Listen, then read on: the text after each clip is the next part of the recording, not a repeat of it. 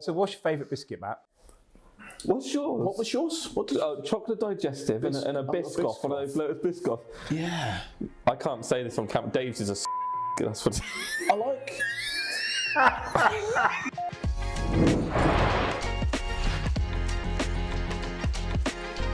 Okay, so this is our first On the Couch with our sales manager, Dave, and the famous, now famous, Fish Shop Matt. Now famous, I'll take it. Infamous. The Infamous. Yeah. Yeah. So, welcome, chaps. Our marketing department have put out some questions that they've got from people on our socials, and Matt. Yes. Coming from real people. They're from real people. I think we've added some for our own benefit. Have we checked these questions against legality and stuff like that? Four of them was from me for you. Like I've just put them on the NT Labs page underneath different names. Not on a first date. Maybe on a first date. Probably. Yeah. Okay. Yeah. Well, I think I'll open with the most controversial one, and I feel like from previous conversations I might be somewhat outnumbered here.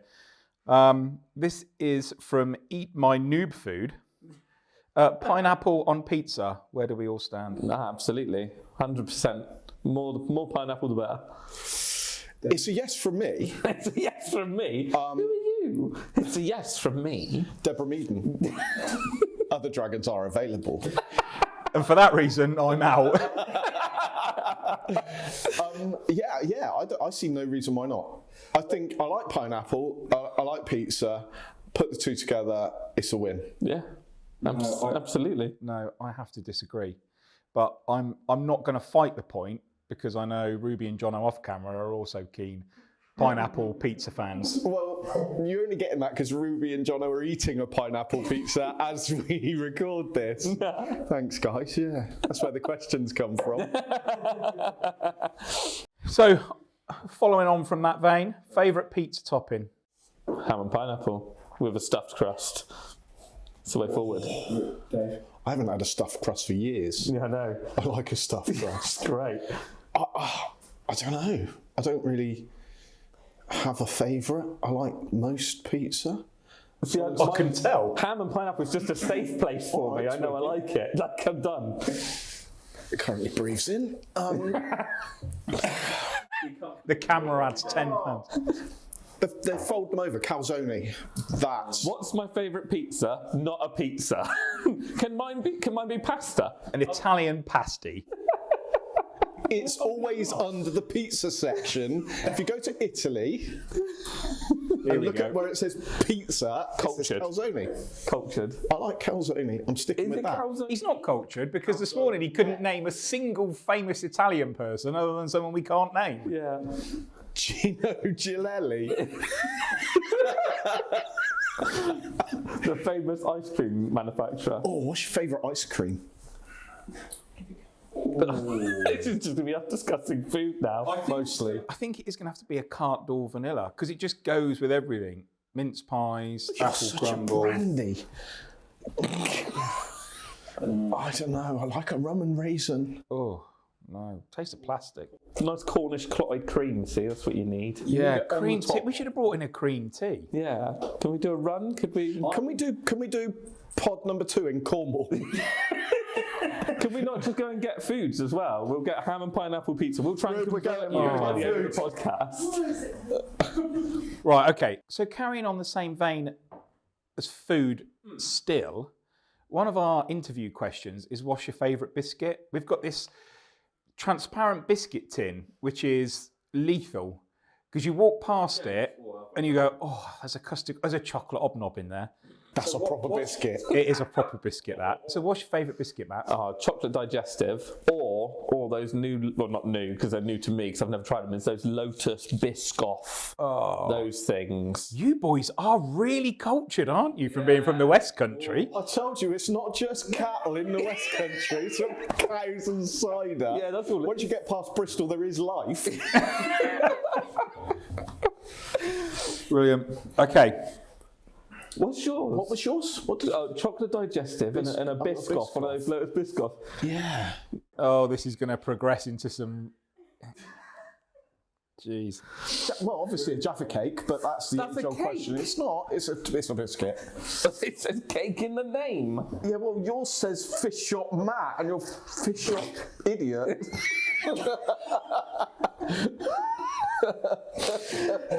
So over the Jaffa cake, Dave, that ain't a biscuit. It's not. Anything with chocolate on it. Jono tells me of a custard cream that's completely clad in chocolate now. I'm not sure how I feel about that. I know how I feel about it. I think I'd like to try it before I really pass judgment on that. Yeah, I'd have to try one, but yeah, I'm not. No, it's like pineapple on pizza. Oh, Jammy Dodger.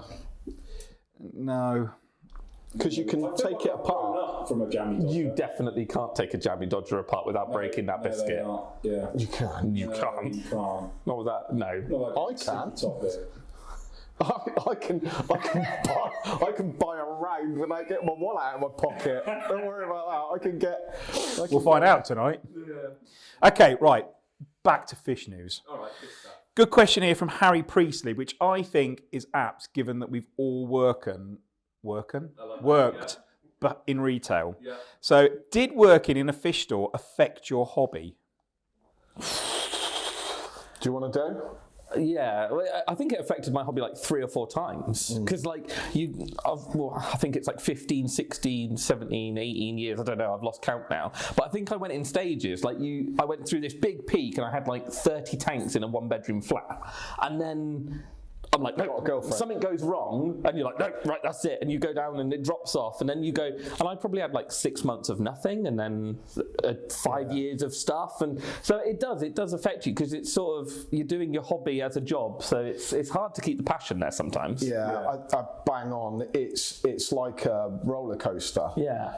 1 minute you're like, yeah, I want to do this, or some cool fish comes in and you order something in different and you go, yeah, that's cool, I've never kept that before, I want it at home, and you rebuild an old tank that you've had, or you get a new tank or whatever and keep it, and then like you said, the enthusiasm goes, look, you're looking after 500 tanks of it through the day, and then you've got to go home and water change, and that's all you've been doing all day, and it's the last thing you want to do. But once it's got you, hasn't it? It's a bug. Yeah. I think it is a double-edged sword. I think you work in retail and you'll have, especially when we were younger, and you had older people around you who were more experienced, and you learned things from them. You're like, oh, that's a good idea. And like Dave says, suddenly a fish shipment will turn up, and you're gathered around going, oh, what's that? I've never seen this, I've never seen that. But then you do have the days where you get home and you think, I can't be bothered to clean my fish tank because I've been doing it all day. And it's so I think overall, I think it's a positive impact for me. But I can see why it would be. It takes the edge off. I think it's better now because it's easier to keep multiple tanks now. And whereas going back when I was first in the hobby, you'd probably have a 4-foot at home. Yeah. And you'd fill it, and then that's done for 3-4 years. Yeah. Whereas now, with the influx of all these nano species and smaller tanks, it's set it up a year, change it up, or maybe have 3 or 2. And I think that was the thing that kept me in. It was constantly changing and having something new to get excited about. There seems to be more flexibility now. Like you say, certainly I did when I was a kid, 4-foot John Allen tank, what's the biggest fish I can put in there? Yeah. And now it's more nano tanks and nano species. There has been a huge shift actually. Certainly you're saying about what's the biggest fish I could get in it. I remember when I first started retailing, she's 90, 91, something like that. Were you born then? Yeah, I was 3. Maybe 4. and like, were you already working in a shop at that point? Yeah, I'd done Spa Shoal and was out in the real world then. Wow. But I remember guys coming in and they just wanted the biggest, angriest fish they could put in their 6-foot by 2-foot tank. Everybody seemed to have 6x2s just full of angry fish. There was, it just seemed to be a real thing at that time. That's not really there now. I guess the trade's moved on, the hobby's moved on a lot from big tank busters, red-tailed cats. Everybody used to buy that. I think that's the hardiness of them though, because all those big fish back in the day were the hardy ones that could survive the technology we had then. It was basic, wasn't it? Let's be fair. So a lot of the fish that we ended up within the trade were the ones that could survive the shipping from. And obviously now we're into more remote areas of rivers and forests and things like that. So more species are now available. Yeah. And everything now means we can keep that stuff easier. So, the foods, you think of how many foods there would have been, you wouldn't have had a micro crumb back in the day. No. But you'd be crushing it with the back of a spoon. Yeah, now, you get something really small that only grows to 2 centimetres. Yeah. You can feed it straight out of a pot. Whereas back then, you'd have had to culture your own live food or... so I think it is. I think it's the shift. A lot of the stuff back then, I think it was the hardiness of them, and people, that was what fish keeping was. I want an Oscar and it'll eat whatever I buy from the supermarket. Yeah, there wasn't really a lot of finesse in fish keeping, certainly compared with now. So, tracking back before that then, what got you into the hobby, Matt? Me was... I got given, well, so like my brother's kept fish forever. I've got photos of me 2 years old in front of an 8-foot fish tank. So I've always had fish in my family. And then I was, 12, 13 maybe, and my brother-in-law gave me a fish tank. 3 foot, and I put some tiger barbs, guppies in it, and then I got another 3 foot, and I put some tiger barbs in it, and then I got 4 foot downstairs, and then I got a job in the trade, and then that was it. Then now I'm here. And a weird way it is, but yeah, it was just literally I've grown up with fish keeping, so I've still got customers now that I know that when I started keeping fish at 13, they were breeding live food in their ponds in their back garden, and they still see me. Do you remember all that Daphnia we used to get out the pond? In the water bottle, the bucket. That's it, yeah. The bucket out, it's just part of my life, I suppose. So it's just something that came naturally, really. Yeah. I wonder how many people there are like that have got into it because their families were fish keepers. They had a pond in the garden where dad had an aquarium, or brothers, or... I think there's definitely an element of it, because I remember a lot of people, a lot of people would come in, and it's that remembering of my granddad used to have that fish tank, or my dad, or my, and they remember their childhood and this tropical paradise and this sort of amazing memory of it. And I think that's it. It makes you want to come back to it. I've started doing that. I just sat there looking at it and going, I remember all of that. It's really, Yeah, and I remember it being, I remember the 8-foot tank in my front room that my brother looked after was tinfoil barbs and barla sharks and severums, and it was all these big beefy fish that would knock the lid off when you tried feeding them. And that was my 8-foot tank. I grew up with it in my front room. It's just, I think that's it. You always go back to it, I think. Yeah. Mine was sort of similar, really. I was always a mad keen angler, so always had an interest and a sort of passion for fish. And I used to go fishing with my dad and with my granddad, and my granddad's pond in his back garden full of goldfish. And then my parents got an aquarium, and I remember going to the fish shop for the first time, and that, I guess it was mid-80s fish shop smell, which is shops then compared with now. Wow. Remember the name of the shop? I won't name it, but it's not there anymore. And it was on 3 stories, but it was just, I remember just going in there and being completely mesmerised by everything.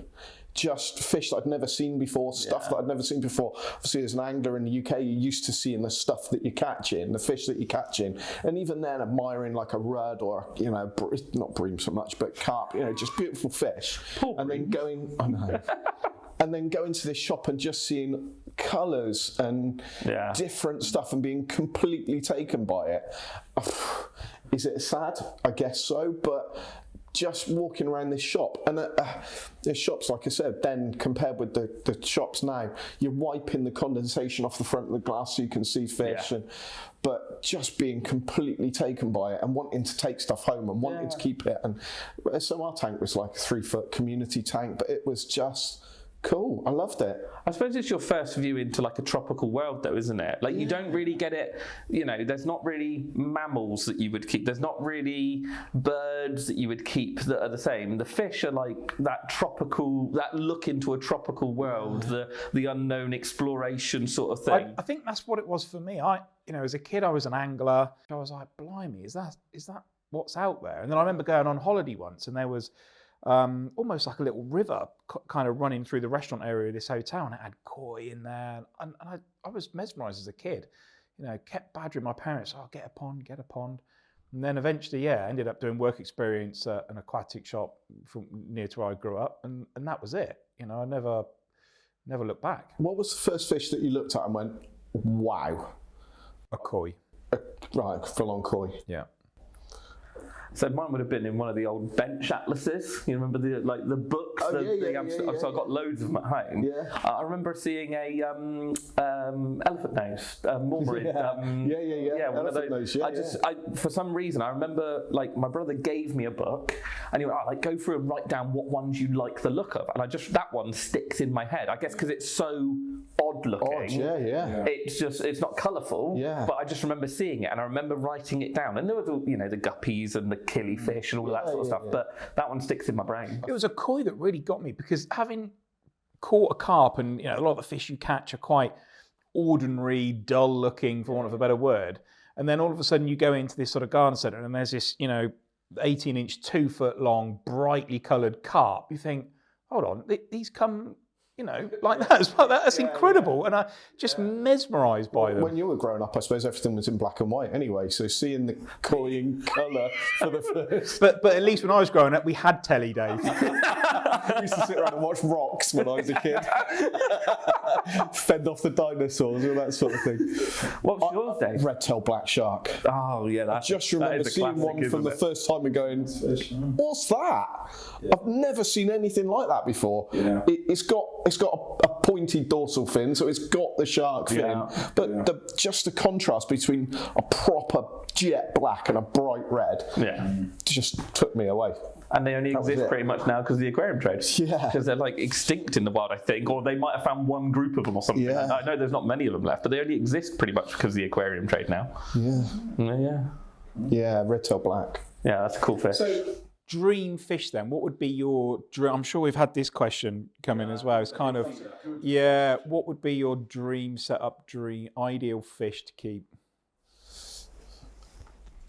I want, it's not kind of a dream setup, I think you said. I try and think of an ideal fish, but dream setup for me, you see Japan especially, around sort of eastern parts of Asia, houses on stilts with ponds underneath and areas inside the house, so the fish can transition from outside to inside just by swimming under the house.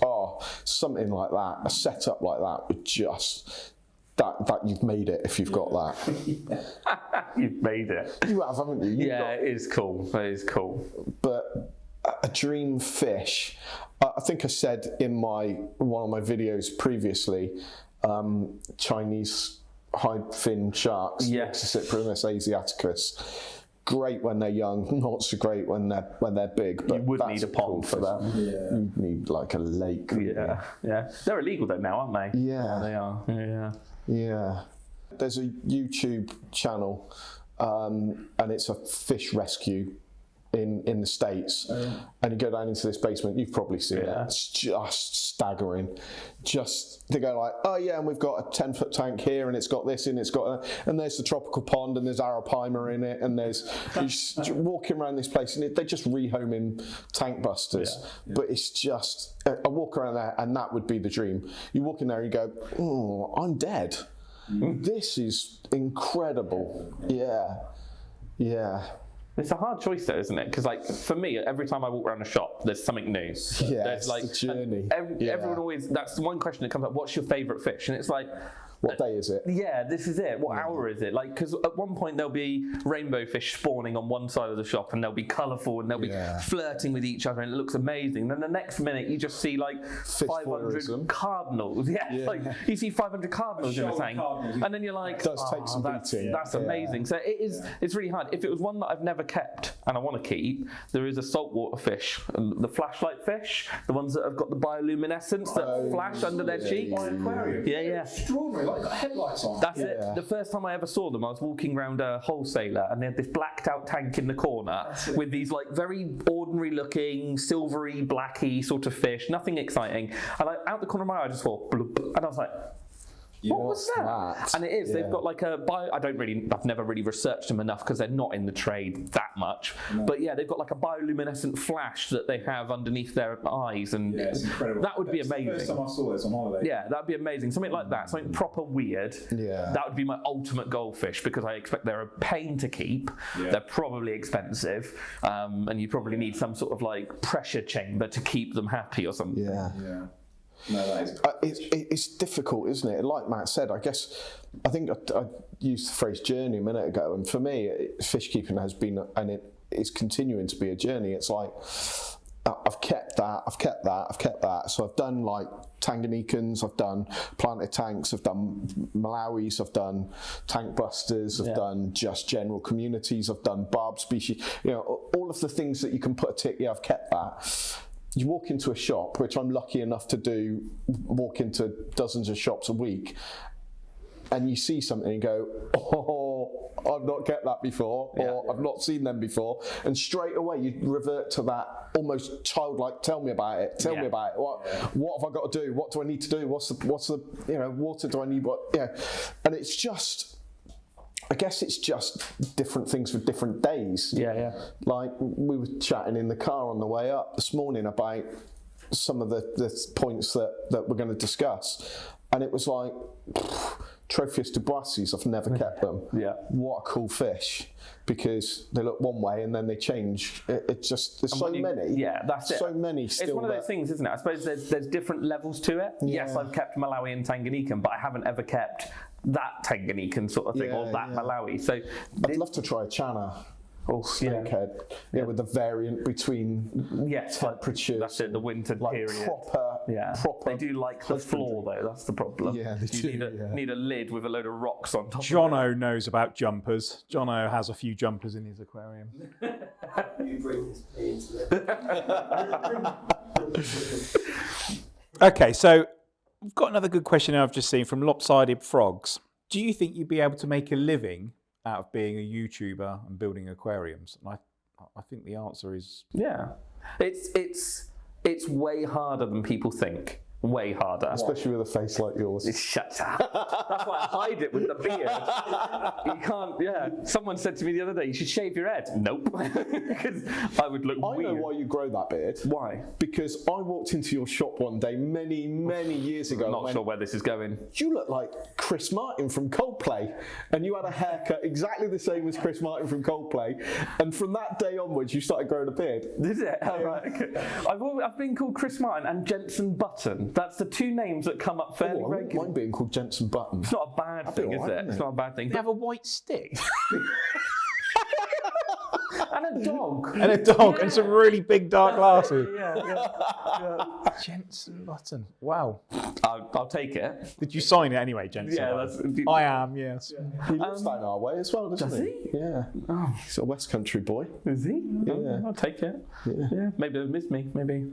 But no, YouTube is a way, obviously I fell into it a little bit and, made friends in the right places and at the right times and stuff. I've done social media and stuff in other areas of hobbies and stuff, nothing to do with fish keeping, and always wanted to do it and dabbled in it a little bit. And it is hard. It's like, it's all very well filming it and making something and doing something, but it adds hours onto what you're doing. By the time I've edited, I'm up till 2, 3, 4 o'clock in the morning. And that's why I've changed the direction a little bit recently of my channel, is because I've got a young boy, I've got a family at home. I was like 2 o'clock in the morning, still sat there on my computer editing away, getting the video ready for release the next day, back to work, then leaving work at 5 o'clock, eating dinner, back on the computer, filming something. And it's a hard job. It's not as easy as people make out. And it's fun. You get to do an enjoyable thing, and you can make a living from it. But you've got to be quite disciplined, I'd imagine. You've got to give yourself deadlines for getting videos out. This is it. And I'm very lucky, as I've spent that long in the hobby learning how to tell someone how to do something. And so the first 10 years of me doing it, I probably made, not mistakes, but when you're talking to people, it's not as fluid. Yeah. Whereas if you asked me about an external filter now, blah, blah, blah, blah, blah, blah, and it's like a second nature to me. So I think, yeah, you can do it, but it's harder than people make out. I guess it's difficult. The challenges are there as well. You press upload on a video, and then comments start pinging in. And you're going to want to make sure that you're not getting trolled, or that you know, things aren't happening, because obviously this is going out to tens of thousands of people, hundreds of thousands of people. And you could have your reputation trashed by some fool keyboard warrior just trying to catch you up or trip you up on stuff. And I guess it must be difficult to go, right, once you've hit upload, and then I'm going to go and have dinner with the wife, or put the lad to bed, or go walk the dogs or whatever, with your phone going ping ping. Surely you must be going like, I need to read that. I need to read that. You need to respond to it and things like that. And information that I know 100% in my brain is correct. I will put it onto camera and I'll say blah blah blah, and then I'll watch it back and I'm like, is that right? Is that? Or there's a comment that someone puts a seed of doubt in your mind. You think, hang on, I've been saying that for 15 years. Is that? Have I been wrong? And like I say, most of the time I'll search. I'm like, oh no, okay, fine. I am right in that. And it is putting yourself out there. It is a hard thing, and watching yourself back on camera and listening to yourself, and you are your biggest critic, because you'll be like, oh, I say that word. Mine are so, now, and then. All those three words. they are quite important words, though, aren't they? They are, but I say them at the start of every sentence. So now we're gonna do this. And I'll say so, and I stop. Right, what we're going to do now, and then I have to use the word, pause, and then edit it out, because sometimes I just can't. It'll be 15 in a row otherwise. So now, this question. So Alex B. Aquatics has asked a good question. Is there any other ways apart from being an influencer that you can make a career out of this hobby? And make money? No.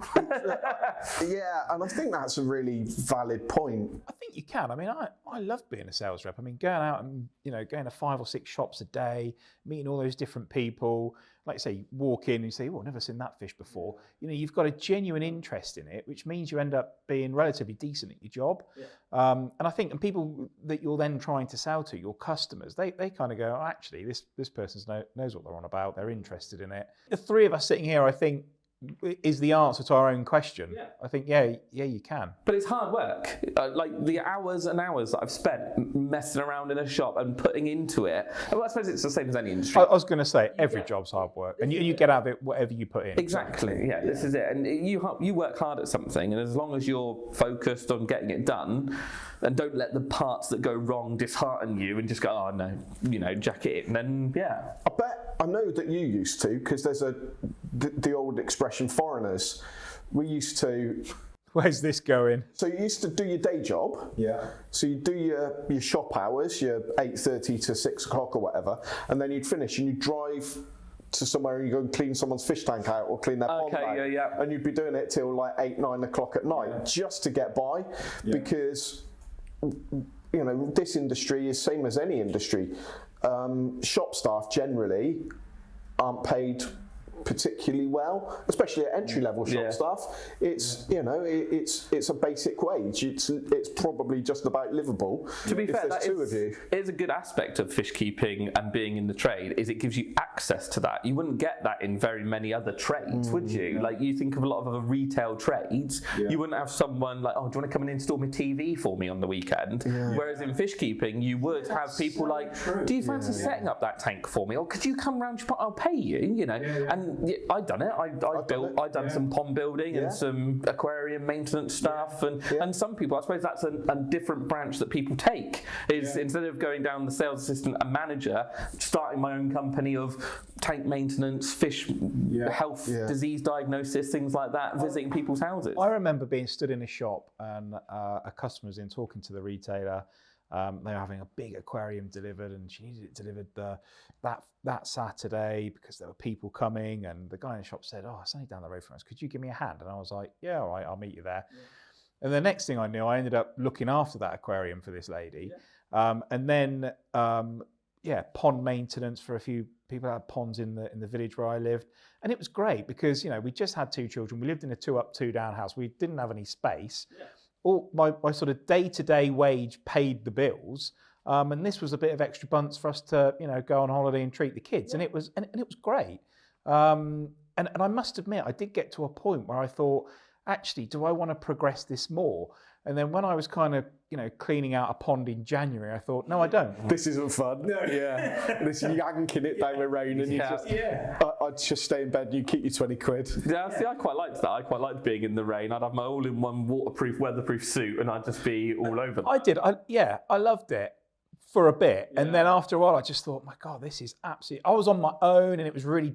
Do you know what my problem with it was, and why I ended up stopping doing pond maintenance for people, was going to people's houses where they had bought something that I wouldn't sell. Yeah. As in something off of the internet. The one that I remember in the back of my head, went to this massive house, huge house. They had this big circular pond, south-facing garden, marble patio for as far as the eye could see, 2 Victorian greenhouses. It was beautiful. That's near size. Yeah, it was. But I walked up there and they had all these big fish in there, all these expensive, like all this money that they had spent everywhere, and they had bought the cheapest, nastiest pond filter, and they expected it to do the job. Yeah. And I went there, that ain't ever gonna work. No. That is not gonna work.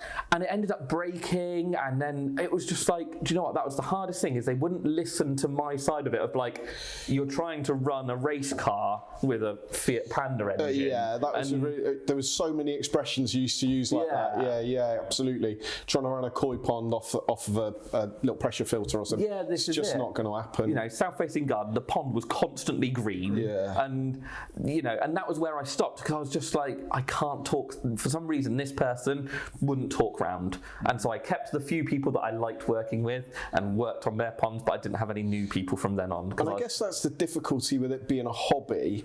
You go in, as a pond keeper or an aquarium keeper, you go into a shop and you're asking a question.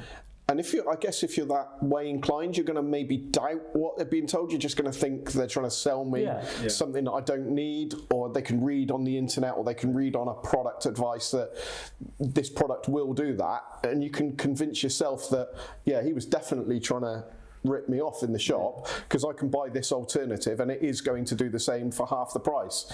And you're right, then you get it in and you're trying to pull a caravan up a hill with a push bike. Yeah, that's it. It's not going to happen. No. So I think there's always that tendency in hobby industries that, as an angler, I can go into a shop and go, I want that, and they'll always try and sell me something else. I quite like that, because somebody's doing their job properly and they're trying to earn a living and stuff like that. But there is a bit of a natural tendency, I think, amongst hobby purchases to think that they're trying to rip you off. Yeah. When actually 9 times out of 10 they're not. They're just trying to sell you the right bit of kit. You get what you pay for, don't you? Anyone can print that this filter will do 9,000 litres on a box. But then you start reading down and it will do that on a Monday. With one fish, no sun. Yeah. Indoors with a following wind. Yeah, exactly. On that kind of thought, there's some other really sort of good questions that kind of tie into just general day-to-day fish keeping, which I think, that's a great question. So this has come from Margaret Page White. If you're using aquatic soil, do you need to use a gravel cleaner on it? I'm going to leave this to the skeptics.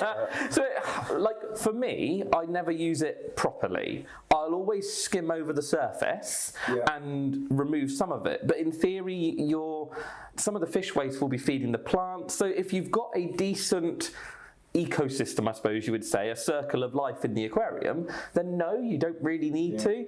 But there's so many variables to it, with how much you're feeding, what fish you've got in there. Every tank position of aquarium, every tank is slightly different. If I've got a problem in a tank and I've got soil in there and there's, I don't know, cyano or some sort of algae growing over I'm going to be going in there and gravel cleaning. If it's going to help, I'm going to be going in there. But as a rule, if you build the tank right and you've got enough plants in there, you should. But not traditional gravel cleaning where you're plunging it into the gravel, like you said.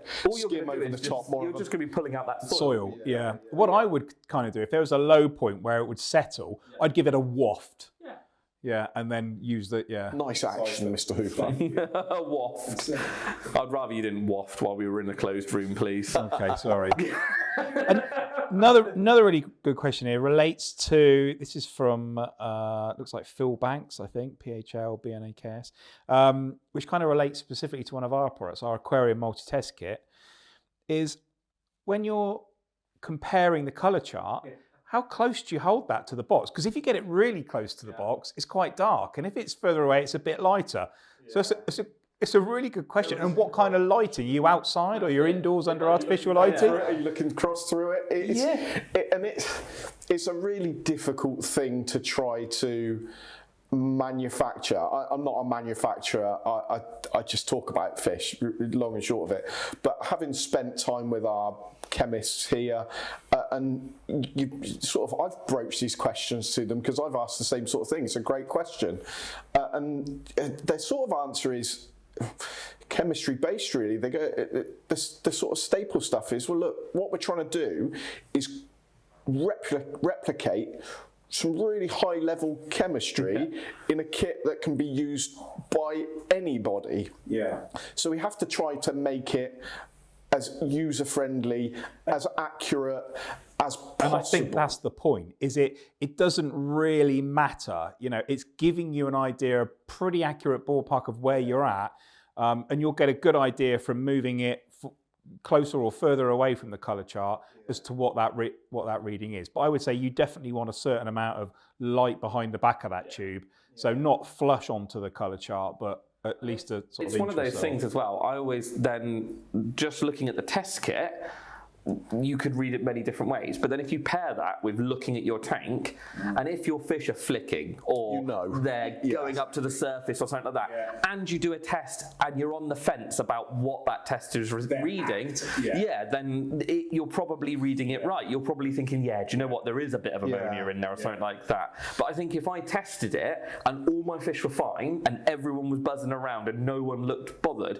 but I was on the fence about it being yellow or slightly not yellow, I'd probably be saying it's probably zero, let's be honest, isn't it? You know, absolutely. I think there's also a few other things that you can take into account. Get a second opinion. Yeah. Ask your missus or your husband or you know, whoever else you're looking at. Someone else who's not partially sighted, like the person that thought you were Jensen Button. Yeah, absolutely. Ask them to have a look at it and see if they, what they see matches what you see. Take it to a shop. Get a test done in a shop.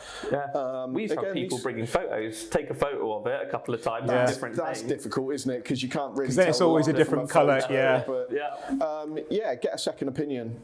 Saying about test kits and chemists, one great tip I got from one of our chemists once is, when you've got the test tube and you're kind of putting in, you're counting the drops, and then sometimes one of the drops will just sort of go and just come out as a bubble, or was that a drop? Is that a whole drop? And I was relaying this to one of our chemists, and they were like, it's because you're not holding the bottle right. And I was like, well, yeah, I am. And they go, no, it's got to be vertical above. And then you get much more consistency in drop size. I was like, that's brilliant. I said, well, why don't we say that? They said, well, it's on the picture, the bottles. And I was like, oh, yeah, okay. So it's, a great tip, but it's, but it probably doesn't make that much difference, but it just, eliminates that seeded out when you get that like half bubble drop that comes out. Sometimes when you've got shaky hands, you touch the dropper to the side and it runs down. You're like, was that a whole drop? And also with a KH test as well, when you're putting quite a few in, you're like, was that 11 or was that 10? It doesn't matter, as long as you've got ultimately, you're not using that much of it. Just do it again sometimes, I think. If in doubt, start again. Yeah. This is a question from Marie Evans. We have 9 fish tanks. I would like to get an axolotl, but would like to know, is there any more work involved than a normal fish tank? I wouldn't say there's any more work, but I would say they are more delicate, as in trying to keep them in the house when you've got central heating and things like that. Trying to keep them cool enough is hard work. So yeah, I'd say they're a little bit more delicate than a fish. If you think of some of your more sensitive fish, they're probably the same as that. Yeah, you've got to consider it's not like keeping another fish tank. It's keeping an axolotl, not another aquarium. It's a completely different beast. You're keeping, like for fish, you're keeping a display. For an axolotl, you are, like you say, keeping the axolotl. You need to focus on it. And it is silly things like, you know, not having coarse gravel in there that can get stuck, and not having it too hot. And there's a lot of variables where fish, you can sort of put them in and they'll get on with it. I would say, they're a little bit more delicate. I think that's a constant battle we've got in the office here, is that, you know, especially this time of year, all the heating is on, they want it nice and warm, especially when they're coming up from out of the warehouse. But that's not necessarily ideal for our axolotl. No, that's it's a different set of challenges, different set of products, different set of requirements, different set. Yeah. And I would say, if you're on the fence about getting one, go and look at one at a zoo or a frog at a zoo, and tell me how long you can stand in front of that aquarium. If you stand in front of a frog exhibit at a zoo for 5-10 minutes, keep an axolotl. If you go, oh yeah, and walk on, because they don't do much. Yeah. To be fair, I'm stood in front of apart from when you draw top hats. That's the entertainment. I've stood in front of a frog exhibit for ages because I'm trying to find it in there. I can't. But is there anything in here? Is it with good empty? eyesight, then it's all right. Right. Okay. So I think summary: don't think of it as another fish tank. Think of it as another challenge. Yeah, it's almost a between of reptile keeping. You're almost like But they are very cool. They are awesome. I love them to bits. I've just seen my favourite question from Greg in Texas. Oh, welcome, Greg. I just want to know where I can get an epic set of aquascaping tools, the same as Fish Shop Matt. I'm sure we can help. Well, Greg, we're coming soon. In a cherry shrimp only tank, how often do you feed them? That's again from Margaret Page White. It depends how much food is in the rest of the tank. You know, if there's loads of wood and plants and things like that, you probably get away with once every 3 days. If you want them to molt and you want them to breed and you want them to really do well, I probably put a sprinkle of food in mine most days, to be honest, now at the moment, because I've got lots of babies in there. I want there to be a food source for the babies. I want there to be a food source for the adults. So yeah, it's tank dependent. If you've got I was going to say every tank's different. Yeah, that's it. If you've got a 2-foot tank full of wood and rocks and all these different sort of areas they can graze, you probably, in all honesty, you probably wouldn't need to feed them hardly at all. Like, because they would just maintenance. It's just experience, isn't it? It's you just get to know your tank. You just get to know what you're keeping in there, and build it around yourself. If you want to feed them every other day, feed them every other day. As long as there's, like Matt said, enough background nutrients in the aquarium for them to be able to graze on when they're not getting that in a prepared diet as such. Question here, I'm sure everybody wants to know. Matt, do you plan to grow your fish room or rotate your tanks anytime soon? Absolutely, there's lots of plans. So we've got my house is attached to a 3-car garage, but the person before me extended it, so it's like a bowling alley. It's 3 cars long, so it's weird. So you can park 3 cars in there. Is this Matt saying he's now got a bowling alley in his house? Well, it's going well then, Into a bowling alley and a little bar. Can you make a living from? He's got a car and a bowling alley. But so the plan is to convert that whole thing into a fish room and have just different displays and different things. Because obviously my thing is I want to get everyone into the hobby. So I'm going to do the base level of Malawi cichlids. I'm going to do the base level of fancy goldfish. I'm going to do, because no matter what part of the hobby you want to be in, we're all in the same hobby. There does seem to be a sort of a separation sometimes, and people get a bit like, well, I don't talk to the fancy goldfish people because I'm a saltwater person. It's a snobbery. But I think, we're all keeping boxes of water in our houses with animals in them. And so we've all got a collective interest, and that's my plan for the channel, is that whether you're doing planted or whether you're doing whatever, there'll be something on my channel that may start you off in the hobby or give you a few tips and tricks that will help you in the hobby. It's this year, hopefully. So how many tanks have you currently got set up? wet. Can we count shrimp bowl? Like, Yeah. I've got a couple of little ones as well kicking about. So there's 1, 2, 3, 4. There's 5 downstairs and 4 upstairs currently. What's the end game? How many do you want in your bowling alley? In my bowling alley, I've mapped it out. I reckon I can fit about like decent size. So like 4 foot. I probably want about 6 to 10 in there, and then I want some cubes and some, better tanks, some shrimp tanks. So I reckon, a good 40 maybe, something like that. And then put in a turnstile and sell tickets. Absolutely, yeah, absolutely. Yeah.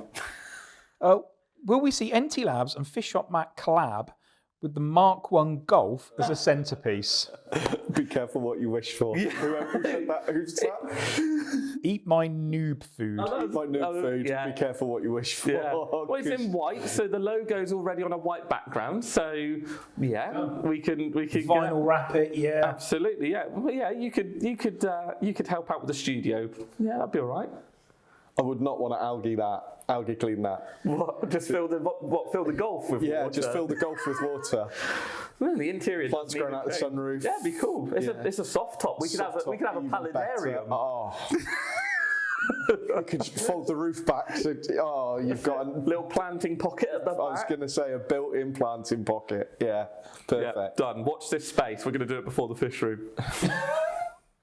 Hey Matt, this is from MC Fish, MCH Fish. Hey Matt, I'm really enjoying the channel so far. Best of luck with your future projects. My question is, what's the best way to get rid of BBA without the use of chemicals?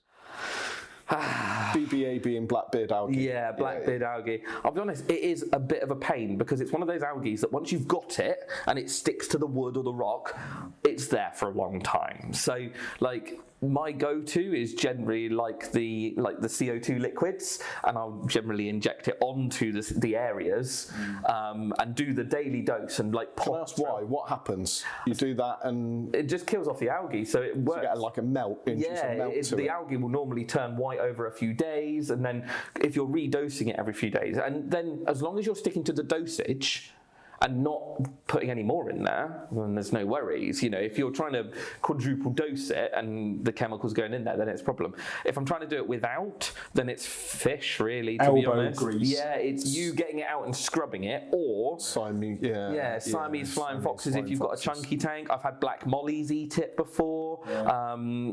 Florida flagfish, they normally peck at it a little bit. But then if you're feeding the tank regularly, they'd rather eat the food you're putting in than the algae that you're trying to get rid of. That's it. So there's not really a nice way of doing it, I'd say. From our side of things, with my NT cap on, it is the thing that our guys are working hardest on, trying to develop something to eradicate blackbeard algae. If we can do it, and great, but and you got a question to be able to do it whilst not killing everything else in the aquarium legally. Yeah. Is proving quite a challenge. You've got a question why you've got it though, haven't you?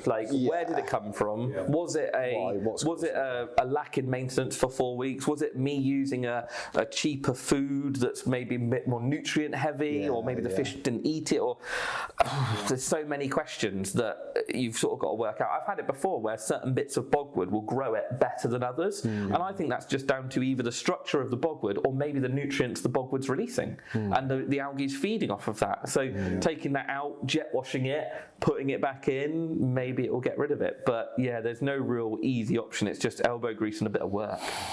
Another question from kind of related, Algae Bloomer as a handle. A fish that you guys have never kept but you want really badly?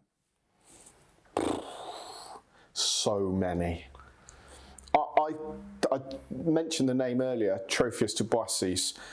I've never kept Tropheus. I've always wanted to, and it's kind of on my wish list. I've got a couple of wish lists, to be fair, that are next projects, but certainly Tropheus. I just think they're such a cool fish, and they were another one, a bit like the red-tailed black sharks, where the first time I saw them, I was just blown away by this black fish with starlight white dots, markings on the body, just thinking, this incredible looking fish. How was you know, how is that a thing? Especially then the marked change between a juvenile fish and an adult fish, the way they lose their juvenile coloration and gain sort of completely different adult coloration. That's a very cool thing. I've seen a couple of tanks with family groups of them. So you've got the adults that are fully coloured, and then you've got them with the babies in amongst the rockwork sort of thing. So you've got those two different colours. They do look like two different species. They do, absolutely. We went to a shop last week, Paul and I, at a rare day out, and there was a hardscape tank, 7 foot by 2 foot by 2 foot, with maybe 20 mixed size frontoses in. Nice. Yeah, it looks Outstanding, beautiful tank. We both stood in front of it, going, oh, yeah.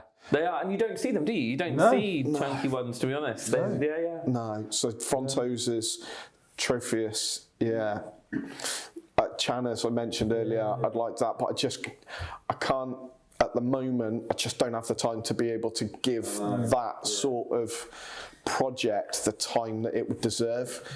Because it's not something you can just go, done. That's it. After you've been in the hobby for so long and you've done a few different things, you end up wanting the weird or the harder to keep, and so the tank isn't just a set it up, 50 neons, weekly water change, job done, it continues on. It's normally a specific diet or a specific parameter in water or anything like that. Like continuing down the Tanganyikan line, one fish that I've always wanted to keep, and it's 3 different ones, but they're all the same type, is the goby cichlids from Tanganyika. So you've got Eretmodus, Tangicodus, and Spathodus or Spatodus. They're all those weird goby cichlids that like hop around, but they are angry. And I've not researched them for a long time, but I think they come from the shoreline of Tanganyika, and it's quite, because of how big the lake is. Gobies are that sort of. It's quite a wave, sort of like a rocky, rough wave area. So it's almost like tidal. I think that's where they come from. No wonder they're angry. Can't sit still for 5 minutes. Constantly. So I'd like to keep them, but I'd want a big tank, and they're like, I think they're like a 45, 50 quid fish. And to buy a 45 quid fish that's angry, that might kick off and try and kill everything in sight. But I've not done a lot of research into them in a long time. So since the last time I've done it, there's probably a lot has been found out and changed, and it's probably a little bit easier now than the 10 years ago that I researched them. I do like the rock pool style tanks of that, where you've got a few little hermits and a few little shrimp and a few little bits of seaweed. It's that whole thing of every time you look in there, something else is going on or someone else has come out. I do enjoy those tanks. No, brilliant. Good question.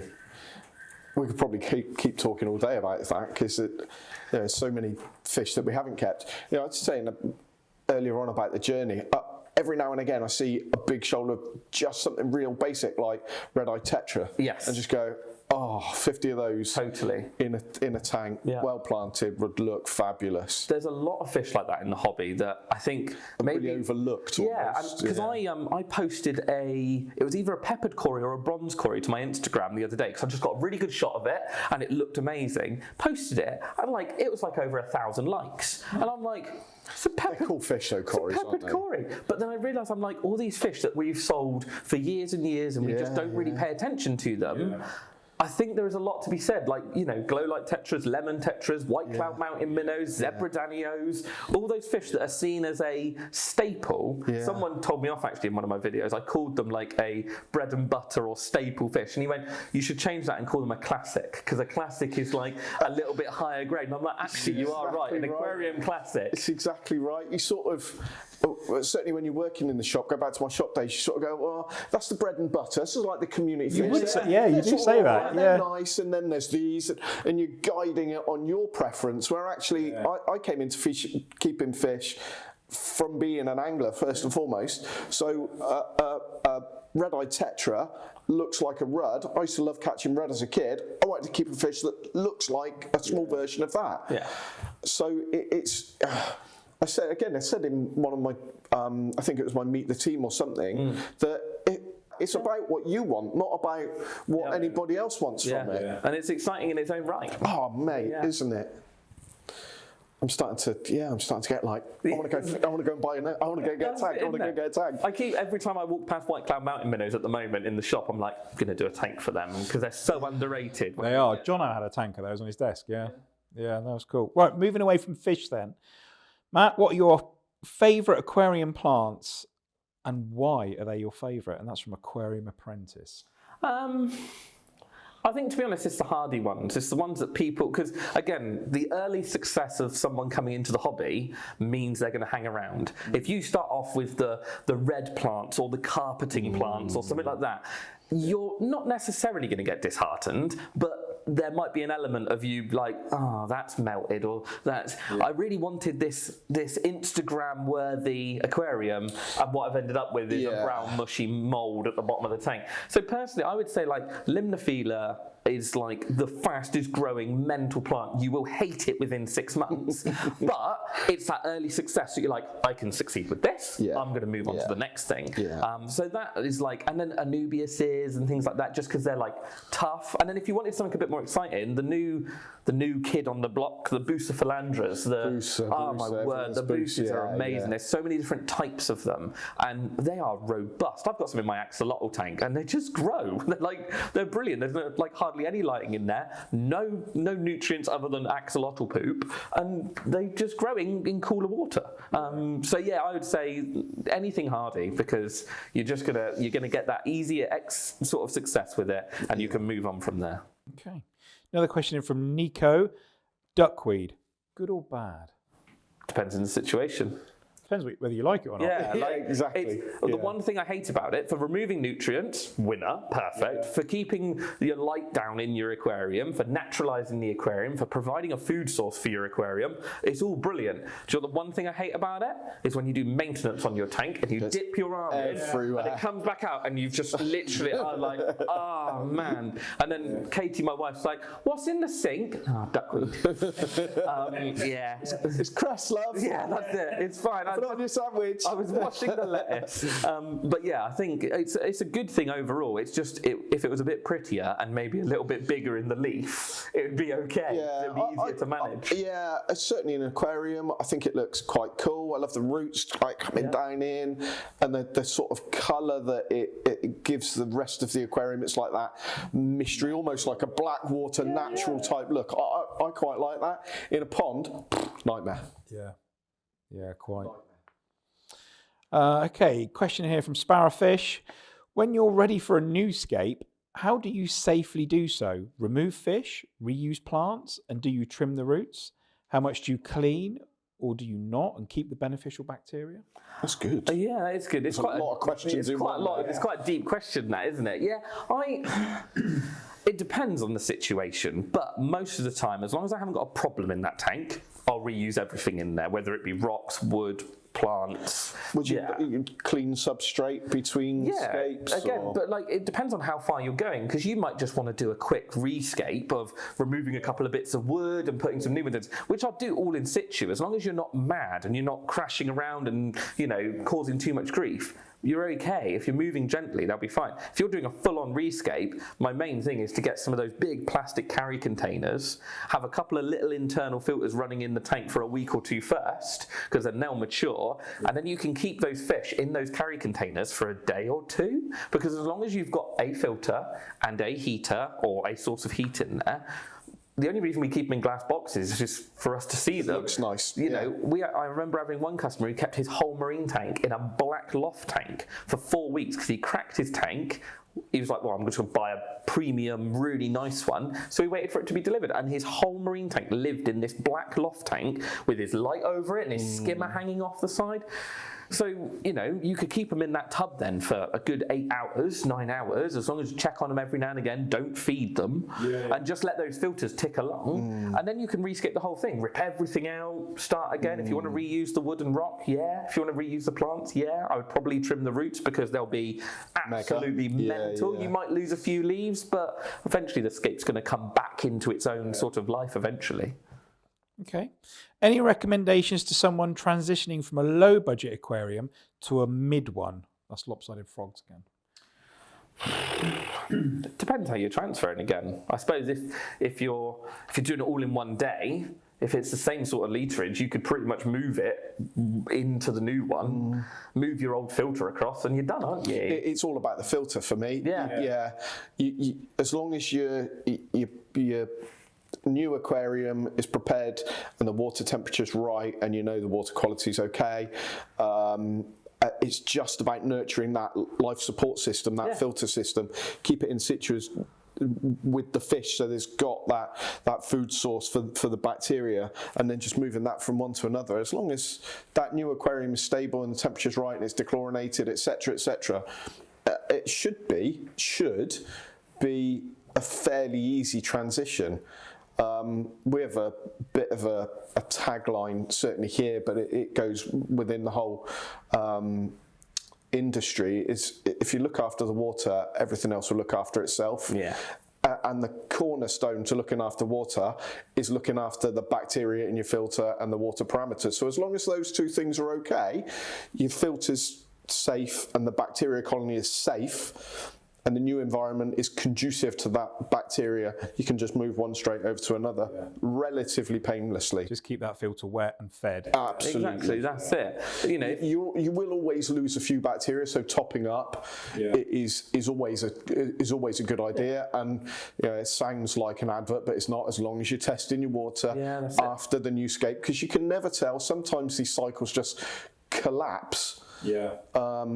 And without testing your water, you don't know why. It could have been something like your KH. There's been a variant in your KH, and all of a sudden your pH has swung massively, and you've effectively got a tank of clear vinegar there. And then all your filtered bacteria have died, and you don't know why, because you're looking at it and it looks okay.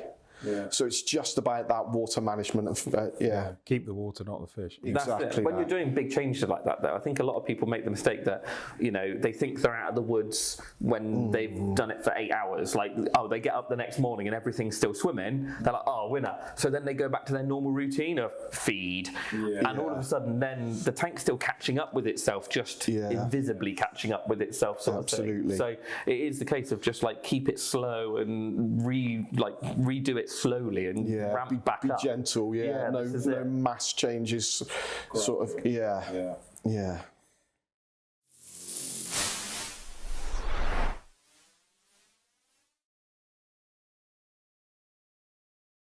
A post doesn't go on this, by the way. Ruby, future Ruby on that camera there. This is out.